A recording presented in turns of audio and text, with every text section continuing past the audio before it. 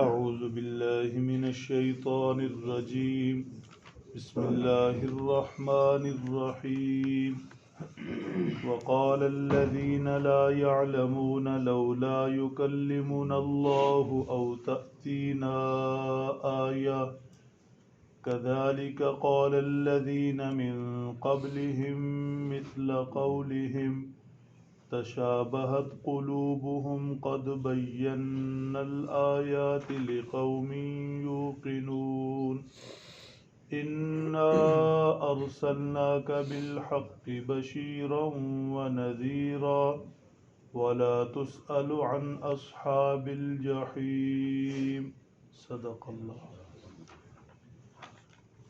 مشرکین مکہ نے یہودیوں کا پڑھایا ہوا سوال بار بار مسلمانوں کے سامنے دہرایا، لولا یکلمنا اللہ، اگر اللہ وحی کے ذریعے اپنے بندوں پر احکامات بھیجتے ہیں تو پھر اللہ نے ہم قریش کے سرداروں کو چھوڑ کر محمد صلی اللہ علیہ وسلم پر وحی کیوں اتاری؟ اللہ ہم سے براہ راست بات چیت کر لیتے، براہ راست کلام کر لیتے، ہمیں حکم دے دیتے کہ یہ تم نے کرنا ہے۔ مشرکین مکہ کے اس مطالبے کا کئی جگہوں پر جواب دیا گیا، مثلا یہ وَمَا كَانَ لِبَشَرٍ أَن يُكَلِّمَهُ اللَّهُ إِلَّا وَحْيًا أَوْ مِن وَرَاءِ حِجَابٍ، بشر انسان کی یہ حیثیت نہیں، اس کی یہ استعداد نہیں کہ براہ راست اللہ جل شانہ اس سے کلام فرمائیں اور اسے اپنا حکم دیں۔ اللہ اپنے بندوں کو جو بھی حکم دیتے ہیں، اللہ کا ضابطہ یہ ہے وحی اور نبی کے ذریعے دیتے ہیں، وحی اور نبی کے واسطے سے دیتے ہیں، براہ راست نہیں دیتے۔ اور پھر وحی اور نبوت کے لیے اپنی منشا اور مرضی سے جسے چاہتے ہیں چنتے ہیں۔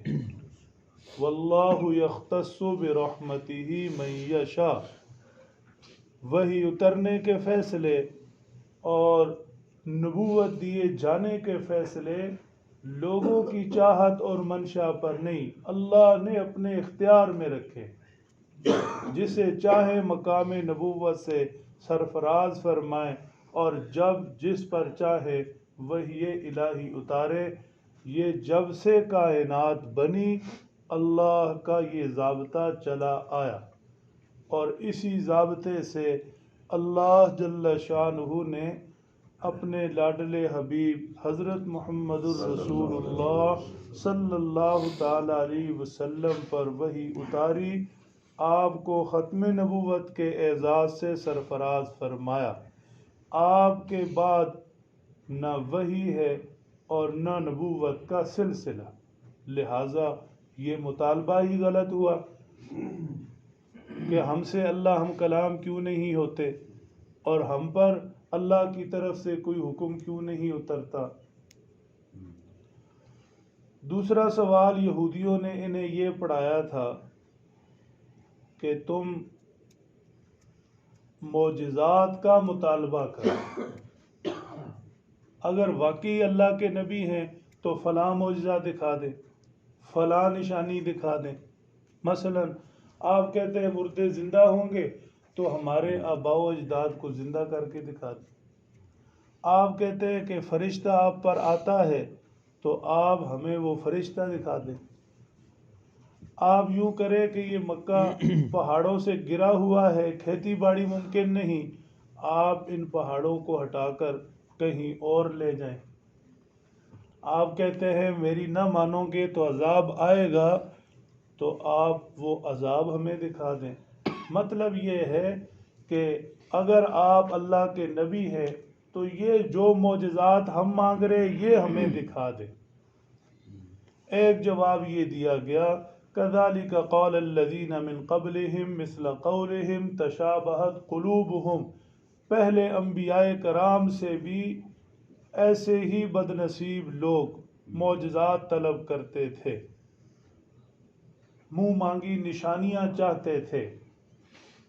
یہ اللہ کا ضابطہ نہیں۔ یوں تو پھر اللہ جل شانہ لوگوں کی چاہت سے مجبور ہو جائے، الیاذ باللہ، نعوذ باللہ من ذالک، ایسے نہیں ہوتا۔ اور پھر اس میں تو کوئی آزمائش ہی نہیں رہتی، جتنے منہ اتنی باتیں، اب جو چاہے کہتا پھرے کہ میں نے وہ معجزہ دیکھنا ہے، میں نے وہ معجزہ دیکھنا ہے، یہ کھیل تھوڑی ہے۔ تو پہلے بھی ایسے لوگ کرتے رہے، اب بھی یہ کوئی نئی بات نہیں کر رہے، ان کے آپس میں دل ملے ہوئے ہیں، چاہے یہ مشرکین مکہ ہوں، یہودی ہوں، نصارہ ہوں، ایمان والوں کے دل آپس میں ملتے ہیں اور کافروں کے دل آپس میں ملتے ہیں۔ تو ان کی یہ دلیلیں اور یہ نشانیاں طلب کرنا یہ حق ڈھونڈنے کے لیے نہیں ہے، صرف مسلمانوں کو زج کرنے کے لیے۔ عام لوگوں میں جب یہ بار بار سوال دہرائے جائیں گے، یہودیوں کی یہ شرارت تھی، ان کو یہ پڑھایا کہ بار بار ان سے یہ سوال کرو، عام لوگوں سے جب بار بار سوال کیا جائے گا تو ہر بندے کے پاس تو ہر وقت ہر چیز کا جواب نہیں ہوتا، نہ علم ہوتا ہے، نہ ہر بندے کی اتنی سمجھ ہوتی ہے۔ آج بھی بدبخت لوگ وہ ایسے ہی سوالات بار بار معاشرے کے اندر دہراتے ہیں، غلط عقیدے کے مالک لوگ، جو بھی ان کے ذہن میں کوئی الٹی سیدھی بات آ جائے وہ لوگوں کے سامنے رکھ دیں گے اور بار بار اسے دہرائیں گے۔ مقصد کیا ہے کہ عام آدمی جو حقیقت حال نہیں جانتا وہ گمراہ ہو جائے، بدظن ہو جائے۔ حضرات صحابہ کرام کے متعلق کیسے کیسے بدبخت سوالات اٹھاتے ہیں، پھیلاتے ہیں، تاریخ کا کوئی حصہ اٹھا کر فلاں صحابی نے یہ کیا، فلاں صحابی نے یہ کیا، فلاں موقع پر یہ ہوا، فلاں حق کی تحقیق مقصد نہیں ہوتی، صرف شکوک و شبہات پھیلانا اور بدظن کرنا مقصد ہوتا ہے۔ فرما قد بینا الآیات لقوم یوقنون، جنہوں نے یقین رکھنا ہے وحی کے اترنے پر، حضرت صلی اللہ علیہ وسلم کی نبوت پر، ان کے لیے ہم ان آیات کے ذریعے بہت سی نشانیاں بیان کر چکے۔ جن کی قسمت میں یقین نہیں اور جو یقین کی دولت سے محروم ہیں، وہ یہ آیات اترنے کے باوجود بھی ایمان کی طرف نہیں آتے۔ پھر حضرت صلی اللہ تعالی علیہ وسلم سے ارشاد فرمایا گیا کہ آپ مشرکین مکہ ہوں، یہود و نصارہ ہوں یا کوئی اور منافق وغیرہ، ان کے ایسے کسی سوالات، شکوک و شبہات کی طرف توجہ نہ فرمائیں، آپ اپنا کام کرتے رہیں۔ انا ارسلناک بالحق بشیرا ونذیرا، داعی کا کام یہ ہے کہ وہ لوگوں کو اللہ کی طرف بلاتا رہے، آپ اپنا فریضہ نبوت، کار نبوت انجام دیتے رہیں۔ بشیرن کا مطلب لوگوں کو فضائل سنائیں، اللہ کی ماننے میں یہ ہے، میری ماننے میں یہ ہے، اللہ کے دین پر، اللہ کے احکامات پر عمل کرنے پر یہ ہے، اللہ کی طرف سے ایسے ایسے دنیا آخرت میں انعامات ہیں، یہ بشارتیں ہوئیں۔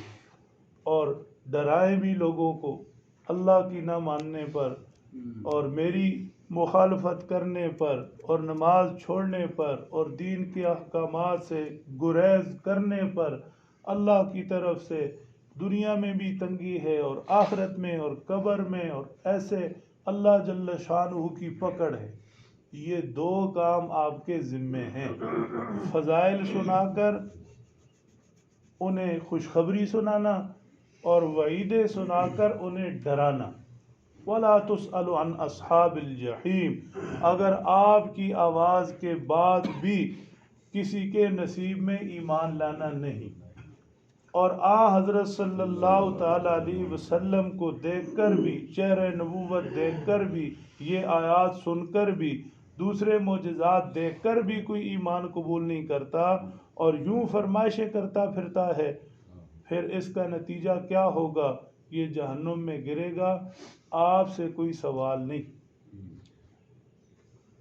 داعی سے اس کی جد و جہد پر سوال ضرور ہے، دعوت دینے والے نے، اللہ کی طرف بلانے والے نے جو کر سکتا تھا وہ کیا یا نہیں، پوری دیانتداری اور خلوص سے جد و جہد اور کوشش کی یا نہیں، نتیجے کا سوال نہیں۔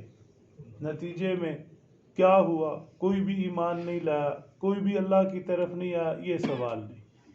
اس لیے فرمایا گیا کہ آپ بس سمجھا دیں، آپ اپنا کام کرتے رہیں، اللہ کی طرف بلاتے رہیں، باقی رہی ان کی قسمت، اللہ سمجھ دے، عمل کی توفیق۔